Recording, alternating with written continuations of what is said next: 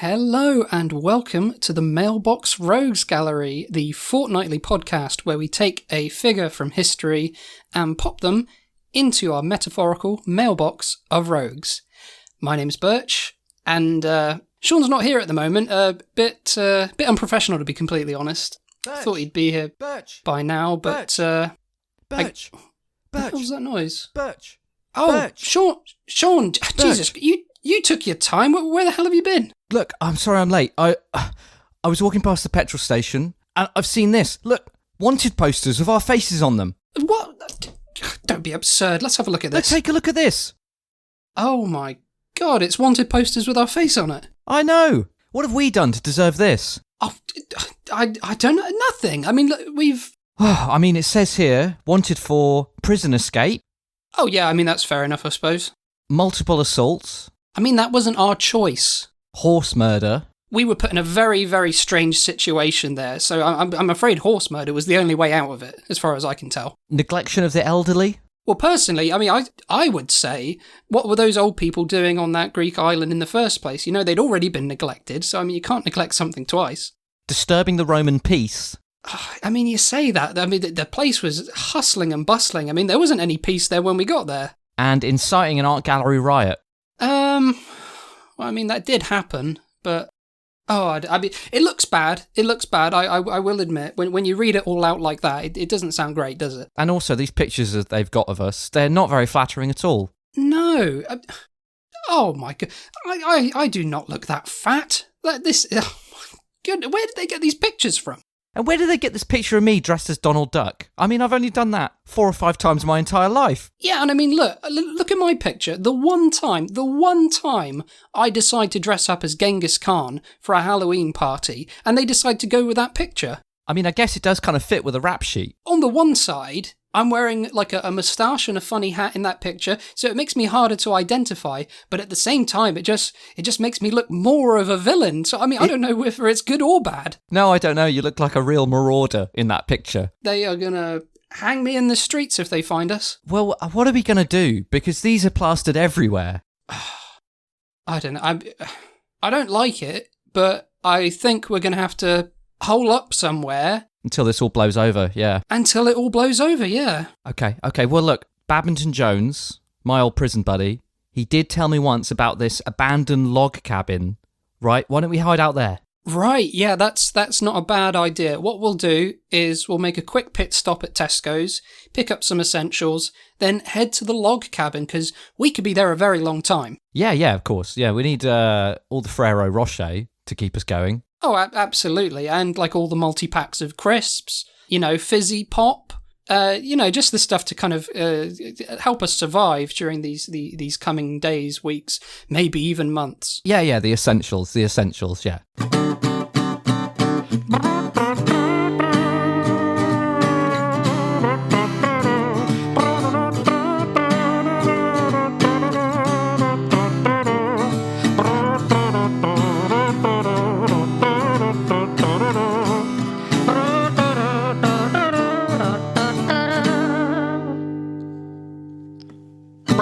Right, that is the last of the chocolate party rings and the quavers put away. Let's do an actual introduction for the podcast. Well, hello, my name's Sean. And my name's Burch. And listeners, we're now holed up in a log cabin. We're far away from society, tucked away where hopefully nobody will find us. And Burch, while you were picking up all the sherbet dip and lollipops from Tesco's, yeah, I actually got us a couple of other essentials that may really help us out of this tight jam if things get as bad as they can get. Look, I've got us a couple of guns. Guns? What? While I was getting chocolate crisps and pop, you were out buying guns? What?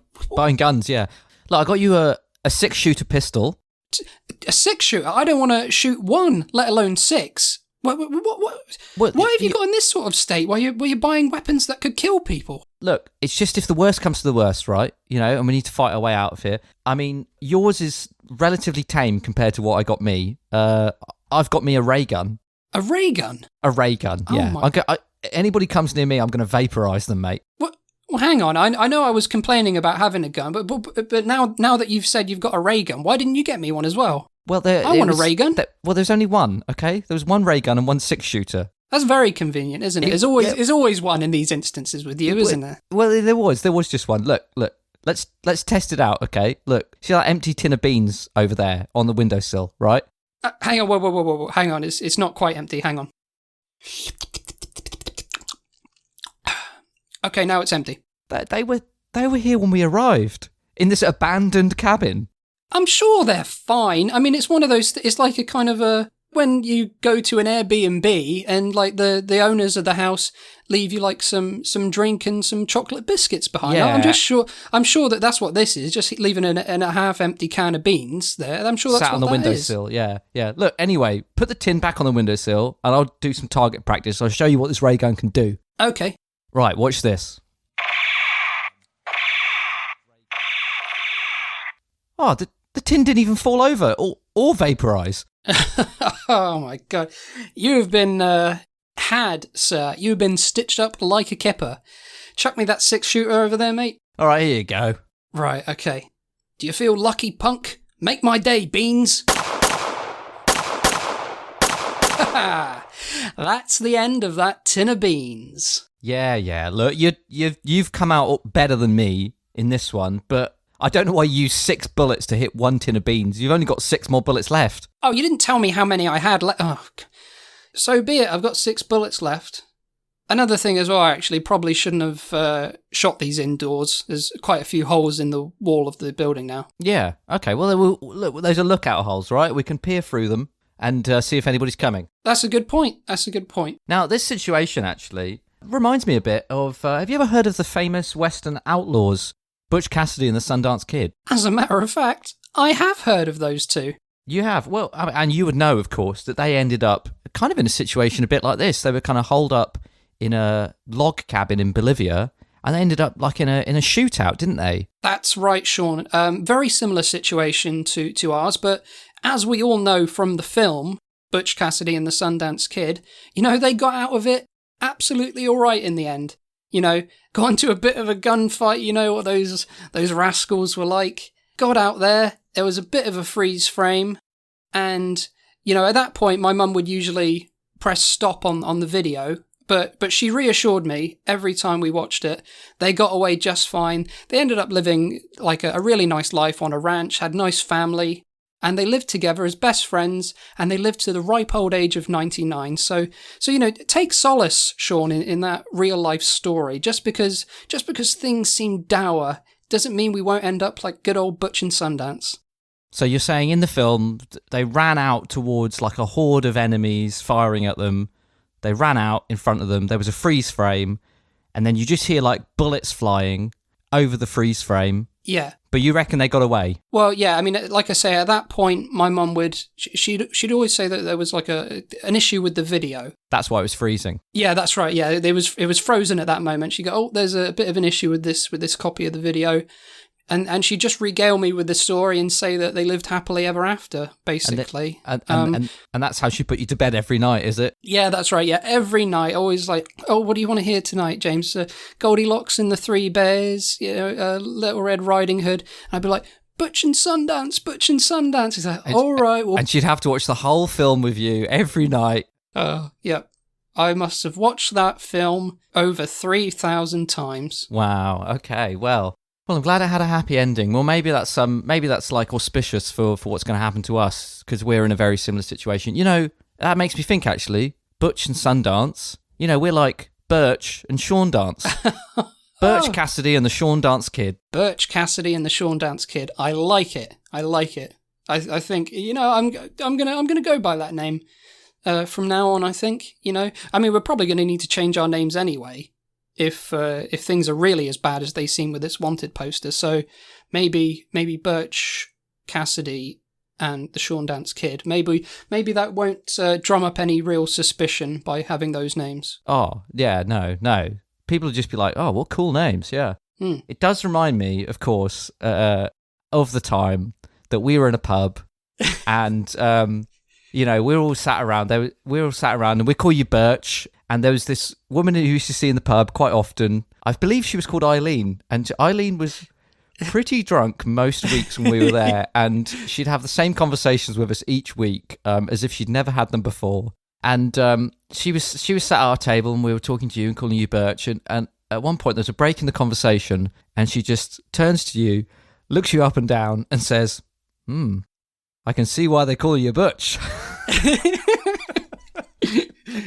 See, so it was almost meant to be that I would take on this moniker. Exactly. I think what set it off was the fact that I think I wasn't wearing a hoodie or a jacket, and one of you said, like, "Oh, aren't you cold?" And I was like, "No, I'm all right." And then she goes, "Oh, I can see why they call you Butch."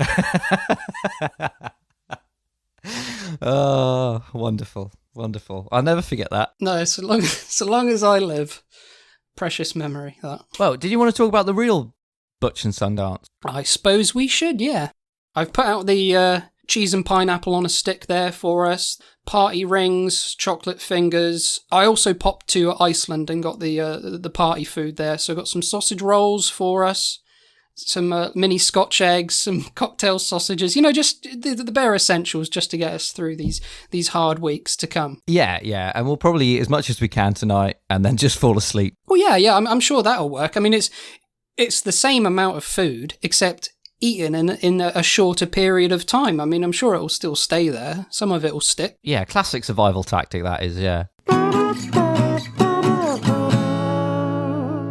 Butch Cassidy was actually born Robert Leroy Parker. He was the first of 13 children for his parents who were English immigrants.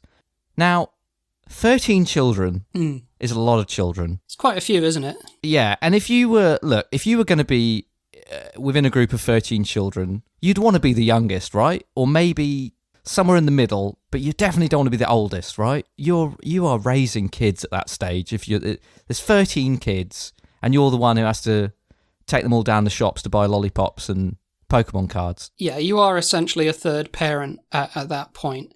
And I mean, when you think about him, like how much of a bad apple he turned out to be, you can't tell me that his siblings were good as gold. They were probably just as bad, maybe even worse. Can you imagine the long car rides though? Well, yeah, I mean, I guess it would have been wagon rides back then, but yeah, sure, just like they're there in the kind of estate wagon, like 13 kids like in the back. It's just like, Billy Joe hit me in the head. Oh god, such and such stole my horseshoe or whatever they fucking played with back then. And the parents would be like, knock it off, you guys. We're almost at your gran's. It's taken us 2 days to drive to town so we can sell our grain and keep ourselves alive through the next winter. And if you don't shut up, we'll turn this wagon around. I'd put the radio on if there was one, but there isn't. There won't be for another 100 years. No, unfortunately. So Butch's nickname came from when he used to work as a butcher. That's right, yeah. He left home as a teen, ended up being a butcher for a while, and that's how he got his name Butch. Have you ever taken a nickname after a job you've done? Yes, I have. It wasn't my choice. Other people called me it, just like as kind of shorthand to name. It's not something I don't even know if I want to talk about it, to be honest. Go on, what is it? Look, this is a safe space. It's just the two of us here. Will I tell you mine? And we'll see if that loosens you up a bit. Yeah, go on. Yeah, do tell. Look, because I've never liked this nickname, to be honest. But there was that year that I spent as an apprentice for the Jim Henson workshop. Yeah, of course. Yeah, and of course, most days of the week, you could see me with my hand up Kermit's bum. Right, yeah. Yeah, and so that was the nickname people called me, Kermit. Oh, they called you Oh, that's funny. So they just named you Kermit? Yeah. So because you had your hand up Kermit's arse. Yeah. So what was yours then? Well, I mean, I had a similar sort of job as yours. It actually makes me feel a bit better telling this story now that I know that you've kind of went through a similar sort of experience, I suppose. So my job was also putting my hand up an arse, but not of a puppet, but of elderly people with piles. Oh. Yeah. Oh, okay, yeah. I suppose that is a similar job in a way. Yeah. But, could you make them talk? Oh, they talked, Sean. They talked, all right. They made some noise, I'll tell you. They wouldn't shut up, I bet. No, absolutely not. A lot of oohs, ahs, ees. And, that's where I got the nickname Pile Driver. Okay, that's where you got that nickname. I always thought it was because you were such a good wrestler. No, it's because I used to drive... drive my hand up the arse of elderly people to sort out their piles. Right, yeah, well, I finally know the origin of the nickname. It makes sense, and honestly, I don't see you any differently, if that helps at all. Actually, I've just been thinking about it for about a second. My story sounds a million times more humiliating than yours. Maybe if we keep it quiet. Yeah, well, we'll remember to take this out of the episode then, won't we? We'll cut this bit out. Yeah, this is your job editing, so just, whatever you do. We've been friends a long time, so, if my friendship means anything to you, none of this is going to end up in the episode. We've certainly known each other a long time. I will remember to take this out. Okay, very good, very good. But yeah, anyway, that's how I got my nickname, that's how you got your nickname, and that's how Butch Cassidy got his nickname. We've also got, of course, Sundance, who was born in 1867 in Montclair, Pennsylvania. He was the youngest of 5 children. And he had a similar sort of start where he kind of left home at a young age. And he got his nickname in a similar sort of situation. Butch was a butcher, so he got his name that way. And Sundance, he loved to cut a rug in the middle of the day. So that's how he got that name. Wait, what does cutting a rug mean? Does that mean doing a fart? Cut a rug means dancing. Oh, okay. Which one's farting? Because your feet are moving about, presumably. Is that which one's farting? Is that cutting the cheese? Yeah. That's such a horrible saying. Right, okay. No, his brother was responsible for cutting the cheese, but Sundance was responsible for cutting a rug. For cutting the rug, yeah. Okay.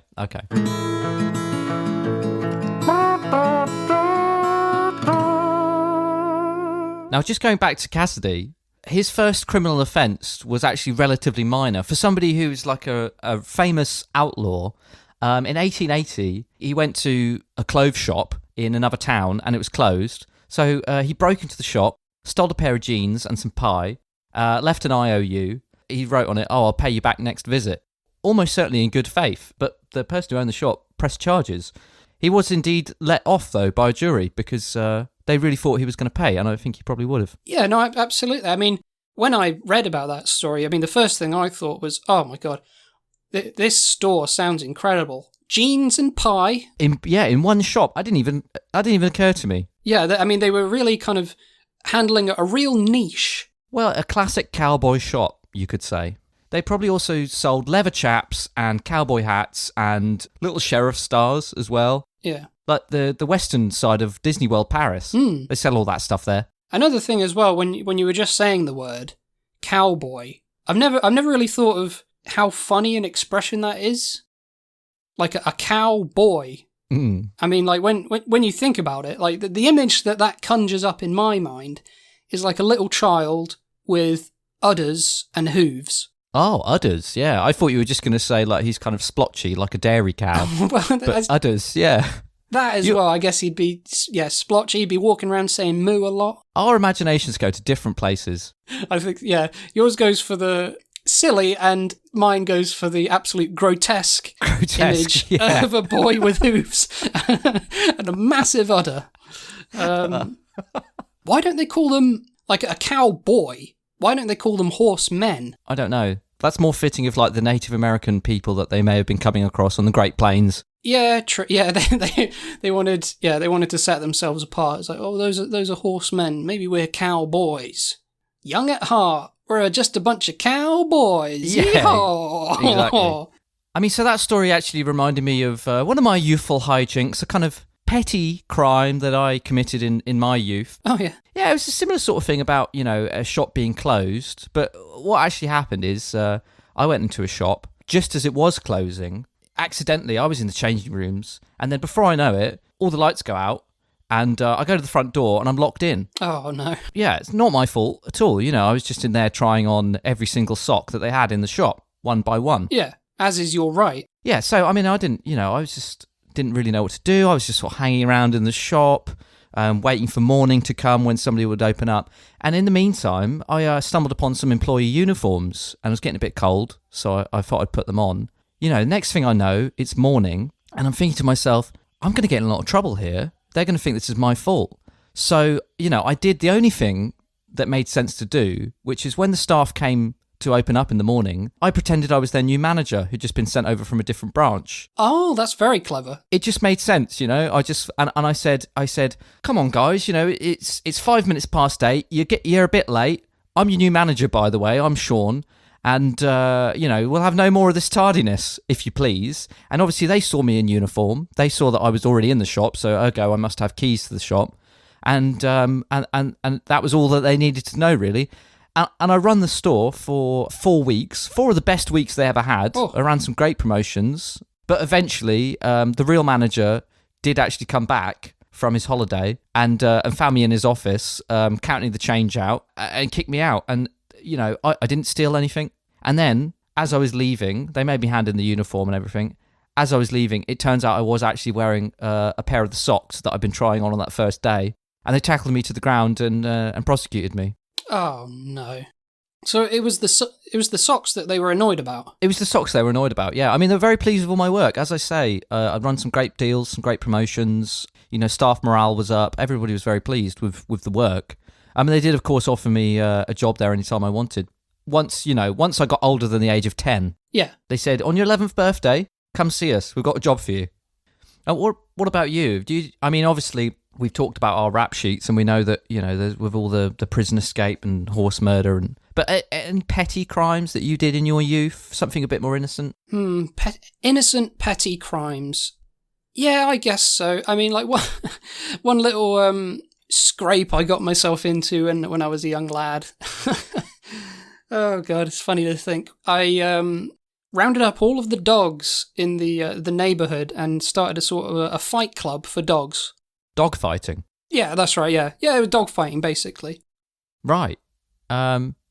Was this for money-making purposes or just kind of a sick pleasure? Well, I mean, I guess it ended up being a little from column A and a little from column B, to be honest. Like, I just kind of, like, got a few dogs together. I was, like, with the intention of them maybe racing each other. Before you knew it, they were fighting? Yeah, well, I kind of did similar to what Butch Cassidy did with the IOU. I basically left a little IOU on everyone's front door that I stole a dog from. It was IOU a dog. And all the dogs that I stole, I kind of like put them in this like abandoned skate park. Oh yeah. Basically, so the dogs couldn't really get out of the little pit. Yeah, it's like you turned it into a dog fighting arena. And the owners caught on. They kind of like must have thought like, where the hell's that barking coming from? That's ridiculous. And like I was only young, so I wasn't very far from the street. It was only like a couple of streets across. So they must have heard the barking and been like, hang on a sec, we're missing a dog. What the hell's all that noise? So all the dads of the households basically came over and they were like, what the hell's this? What have you done with our dogs? I was like, hey, look, I said I owe you a dog, all right? But I'm not done here yet. You'll get it back. Yeah, and they were like, what the hell have you done? They're in there, they're running around, they're biting each other. This is not on. We're going to tell your parents. And then one dog really bit at another dog. And the owner of that dog was like, my dog's harder than your dog. And then the other dad was like, oh, no, fuck off, mate. No, Scratchy is not harder than Bow Wow, all right? Bow Wow could take him any day. He's like, yeah, my dog Scratchy, look, yeah, he's going to fuck your dog up, mate. He's like, yeah, you want to bet? Yeah, put 20 on that. Before you know it, all the other dads were like, yeah, 50. Yeah, I'll 50 get in on this. Scratchy. Yeah, they were handing me, I was like, 8-year-old kid, they were handing me the money. It's just like, yeah, you hold on to this. I was just like, all right, well, I get a commission. They're like, yeah, that's fair, whatever, mate. Yeah, just set the dogs on each other. I was like, fair enough. And, you know, for 8 weeks, we held like a dog fighting academy. And these dads, I mean, they should have known better. These were dads with trade, you know, with families that they were looking after and supporting. They'd be coming to this. It was like they were living like another life, like with their secret selves. They'd be there, they'd be taking their t-shirts off, swinging them around, going, whoa, yeah, come on, Sparky, take him. Drinking beer, getting boisterous, breaking out into fights themselves sometimes. I remember hearing one of them just kind of like breaking into tears saying, I've never, like grabbing me by the shoulders, this little 8-year-old boy saying, I've never felt more alive than when I'm out here with the fucking dog fight, son. I've never felt more alive. Tears streaming down his face, thanking you. Oh, yeah, and I mean, I went to school with his son. I just felt bad. It sounds like you'd done a great job of organising it. So can I take a guess at how this ended? You know, you had all the dads there. running around with their shirts off, screaming and fighting. Now, eventually, did you get a legion of mums turning up in curlers and dressing gowns, slapping rolling pins against their hands, wondering where all their husbands have been for the last 8 weeks? As a matter of fact, Sean, that is exactly what happened. They all turned up. Like, you could hear the rolling pins before you could hear them, just like, what the hell's that? Like, in unison. It sounds like a kind of a military parade kind of coming along. Then all of a sudden they all came out here. They're just like, what's this? We've been wondering where you guys have been going for weeks. You said you were only stepping out to get our dog back. Yeah, exactly. One of them's like, I've had several calls from your boss saying that you've not been at work for weeks. What the hell's going on? All these men just like finally alive and like being themselves. They were just like, no, we don't care anymore. Fuck the lot of you, right? We all want a divorce, don't we? And they all went at the same time, yeah, we want a divorce. It's like, we don't need you anymore. We don't need the house. We don't need the wife. We don't need the kids. We got the dogs. At that point, I'm just thinking, you know, I don't know what I've got myself into here. This is getting a bit much. I just wanted to play with dogs at the start of it. I didn't expect all this. And you're now in the middle. You've got a legion of mums on one side and a legion of dads on the other. And I tell you, they were more vicious than the dogs when those two got at each other. I'll tell you now, it was carnage. Oh, I'm sure plenty of rolling pins and frying pans came down on heads. Yeah, it was a real ruckus. And then, you know, eventually the police came, arrested the mums, arrested the dads. Dogs like put in pounds. I was just stood there. I was like, well, what the hell am I going to do? And one of the policemen was just like, why don't you just go home? I was like, yeah, that's probably a good idea. Yeah. You get home, empty the pockets out onto your bed. How much money had you made over those 8 weeks? Oh my God. I mean, the commission for dog fights it's a good game to get into if you're serious about it, to be honest. My God, like the amount of Freddos I was able to afford. It's astronomical. Yeah. Well, there you go. A petty, rather innocent crime. Yeah, just like Butch Cassidy. Now, Butch Cassidy and the Sundance Kid were, of course, part of the Wild Bunch gang. That's right. A gang of outlaws and thieves who operated beyond the reach of the law. And they're also known as the Hole in the Wall gang after their hideout in Wyoming, a place where they could hunker down, and I believe it was like a gap in this big mountain range where, you know, the police were kind of funneled in, and they could always see people coming. It was very easily defensible. Now, I just thought, you know, we're also hiding out. There's actually a hole in this wall here, in this cabin. Maybe we should climb inside it, and then we'd be more easily defensible in case anybody kicks the door down. There's another one. You mean other than the ones that I shot into the wall? Yeah, but this one's like big enough to climb into. It's like a crawl space. We'll just climb in here? Yeah, it could prove useful. Let's try it. It's a bit squashed. That's okay. Let's just squeeze in there. Yeah. There we go. Right. Okay. I mean, this is very cozy right now. Very cozy. It's very cozy, but I think we're more protected, more defensible. Yeah, that's true. Oh, and then... Damn it, I left the tray of cucumber sandwiches out there. Oh, we'll make do. I've got these party rings. Oh, okay. That's fine, so long as we got something. And, you know, this gang, this wild bunch, as they called themselves, it wasn't just Butch Cassidy and the Sundance Kid. There were many people in this gang, this notorious gang. You had people such as William Ellsworth Elsie Lay.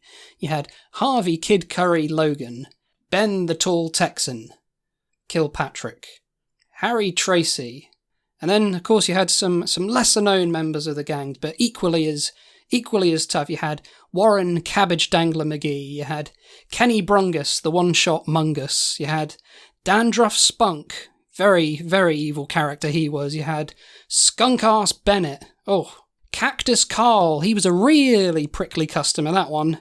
You had Charlie the Shit, Baked Bean Barry, Muskrat Dan, Backdoor Bill, and of course, Gonorrhea Keith. Well, a gang of outlaws they were. Yeah, and another thing I find funny is, like, when I was researching this, I find it so hilarious. They were like this renowned gang, and, I mean, as a gang, some of the stuff that they were stealing, in today's money, it would be, like, hundreds and hundreds of thousands of pounds. And what I find really funny is just the fact that there's so many photos of them. Yeah, they like getting their photos taken. Yeah, I was looking through it when I was researching. It's just like, Jesus, how many pictures of this gang are there? Let's not forget as well, they were the most successful train robbing gang in history. They had the longest string, the most success. That's right, they were. And what was the secret to their success, would you say? I would imagine it would be stopping trains in the middle of nowhere, boarding the train with guns, and threatening to kill people if they didn't give up all their possessions, and then riding away into the sunset with a lot of money. Yeah, I mean, I would have said teamwork, but I guess yours sounds a lot more practical. Well, I'm sure there was a bit of both. And what I also find funny is, like, of course, because of the film, people always say, oh yeah, Butch and Sundance, but my understanding is Sundance kind of joined this gang a bit later on, and there were actually people that Butch Cassidy was on better terms with and kind of, I guess, trusted more through like more robberies that they committed together. Well, yeah, but you could say that about me and you. I mean, we didn't really like each other a great deal before we did this podcast together, and it ended up being on the run. What do you mean? I thought we were best friends. Oh well, no. I mean, I could see why you think that, because we spend a lot of time together. Yeah. Because we're on the run. Well, even before then, like when we'd kind of like be hanging out, like at school and stuff. Do you mean even then? Yeah. Well, we were definitely acquaintances in school. Yeah. Yeah. I mean, the thing I liked about you is you had a great Pokemon card collection, and I always thought that was one of your most endearing qualities. Right. Okay. I mean, so not like my loyalty or my friendship to you, just like the Pokemon cards. Yeah. But now that we're on the run together, yeah, now I have to spend time with you. So that still doesn't that doesn't really make me feel any better. I mean, look, if I'm being honest, yeah, my heart always belonged to, one of the first friends I ever made in school. Before me and you met, me and Stuart Little were already great friends. Stuart Little, oh my God, he was such a rat. Why would you ever be friends with him? Do you know what? He had a great personality. He sounded a lot like Michael J. Fox, which I enjoyed a lot, being a big fan of Back to the Future. And his dad was Hugh Laurie. Yeah, I know. Yeah, you guys got on like a house on fire. I remember it well at the toy boating gala. When you guys went there, and he helped sail your ship. And I had my really great ship there, and I'll be honest, I was jealous. So I thought, let's fucking destroy this ship and capsize it, make Stuart Little sink in this boat. And even you're trying to drown my best friend. Sorry, is that what you're saying? That is exactly what I'm saying. You know what? We got wanted posters up about us. We're already criminals. I'm going to lay all my cards on the table. I tried to kill your best friend. That is absolutely right. I thought, I've had enough of him. I could see he was getting in the way of us being true friends. So yeah, I got my decent boat and ended up crashing it into him with the hopes of him eventually drowning. Well, he's wilier than that. He can handle himself on the water. Oh, as I soon found out, it just completely destroyed my ship. Well, look, this actually brings me to something I was going to talk about with regards to Burch and Sundance. I'm looking forward to the segue. What the hell what the hell? I'm all ears. Well, they famously escaped America. They tried to put their past behind them, and they made it off to South America. They spent some time in Argentina and Chile and Bolivia. But it wasn't just the two of them. Sundance's girlfriend, Etta Place, came with them as well. In the film, with Robert Redford and what's-his-face, Paul Newman. Yeah. It's like the two of them, and I don't even know the name of the actress, but it's the two of them plus Sundance's girlfriend. And they're sort of this trio, right? And I wonder if the reason me and you are being a bit aggy with each other is because there's a bit of an imbalance in our relationship. I wonder if we need a third, and we need to make this like a trio, and then we'll be strong like a triangle. Right, okay. I mean, you have to remember, Sean, we're wanted men as well. And not in the good sense that people like want us. Like they want us in prison. So there's a slim list of people that could possibly join us and make a trio. And this completes my segue from the Stuart Little story. That was a story about me being friends with a mouse. There's a rat over there in the corner. That could be our third. What is it with you and rodents? Why do you want to be friends with rodents all the time?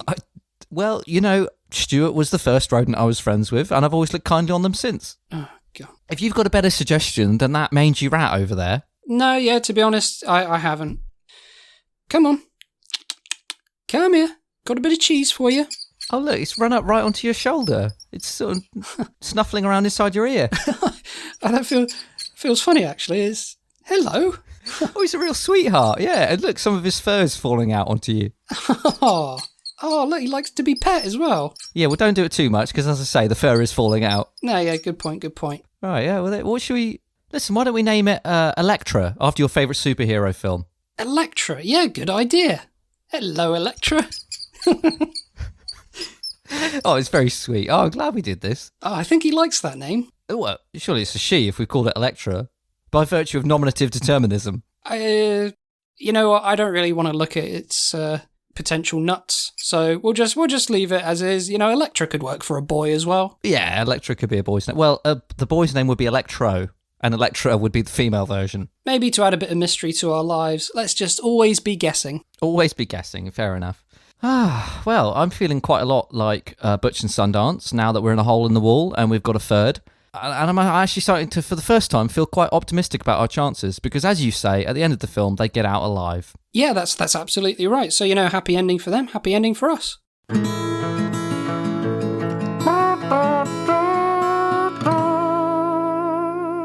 Well, listeners, thank you for listening to this comprehensive tale of those outlaws that we love to hate and hate to love, Butch Cassidy and the Sundance Kid. You won't believe this, but when you said tail, Electra the Rat just winked at me because he's got a tail. This is like a little pun. He really liked that. Oh my, this is incredible. We're going to have to completely change the marketing for the podcast now, I'm thinking.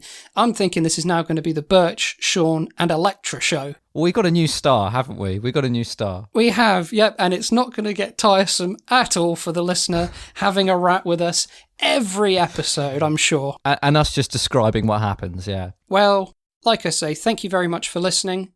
If you enjoyed the podcast, you can reach us in a number of different ways. For one, you can get us by email at mailboxroguesgallery@gmail.com. And you can also find us on Twitter at mailboxrogues.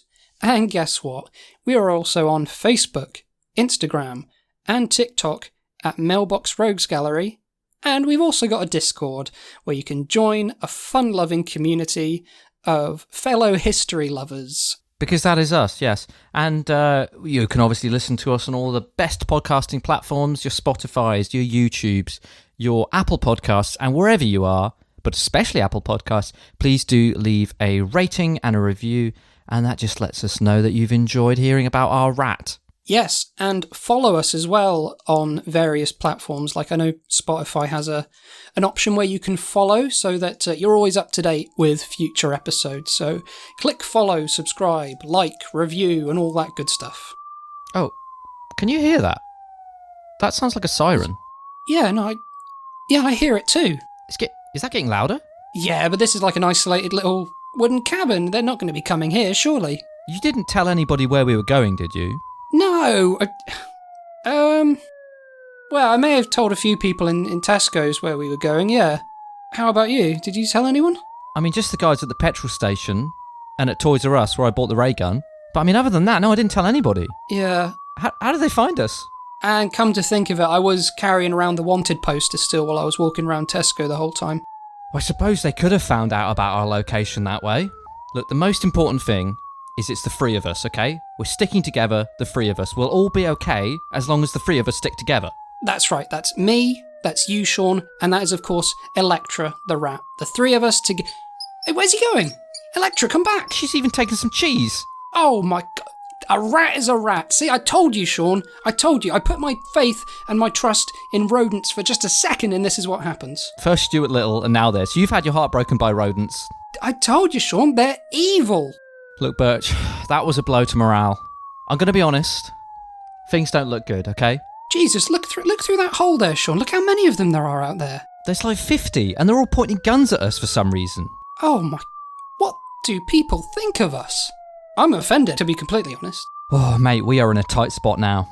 Yeah, well, I mean, quite literally, we're sat in this hole. Well, yeah, I mean that, but I also mean our situation.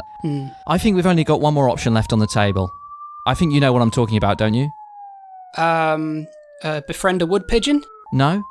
Well, that could... No. Well, no. Oh. But you remember the end of Butch Cassidy and the Sundance Kid, right? The film.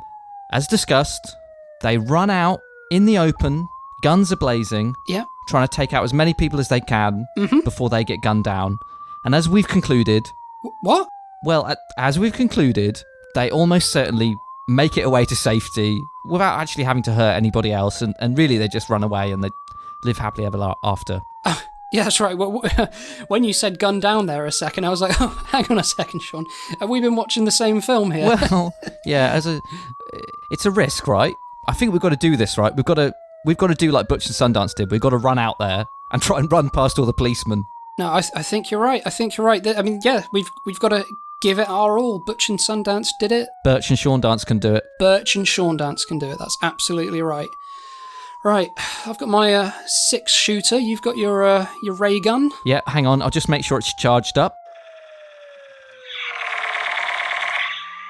Yep, that sounds perfectly charged to me. Yep, ready to go. Well, listeners, do tune in a fortnight's time, where I'm sure we'll be able to regale you with how we got out of this wacky situation we've got ourselves in. I'm sure we'll have a few laughs about it. Absolutely right. Okay, you ready, Seandance? I am, Butch. Okay, on 3. Let's do it. 1, 2, 3. Go! They're armed! Shoot them! Gun them down! Quick! That one's brandishing a ray gun! Aim for the head!